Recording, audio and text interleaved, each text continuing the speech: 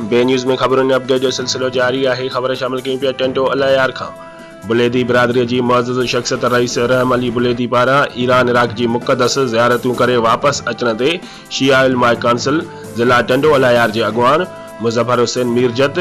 आज़ादरी committee ज़िला टंडो अलायार के अगवान ज़ुहैब हसन सारीवाल, मौलवी अब्दुल खालिक दरस, अकबर अली बुलेदी, मियाँ वरफत, सज्जाद अली बुलेदी, वजीर अली बुलेदी, इम्तियाज अली रिंद, लुत्फ अली उर्फ राही शीदी, रईस मीर खान मरी, ताज मोहम्मद मीरजत, उमरकोट खां वडेरो अलीगुल भट्टी, गुलाम सरवर बाजवा, महमद जुमन रिंद, अयाज अली निजामानी, लक्ष्मण दास ओड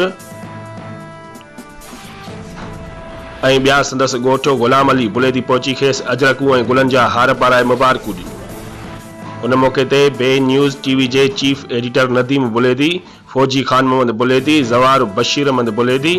बदरुद्दीन बुलेदी, ज़वार अली बख्श रिंद, मुनीर अहमद बुलेदी, ज़वार नज़ीर अहमद बुलेदी, हसन रज़ा बुलेदी समेत ॿिया पिणु मौजूद हुआ।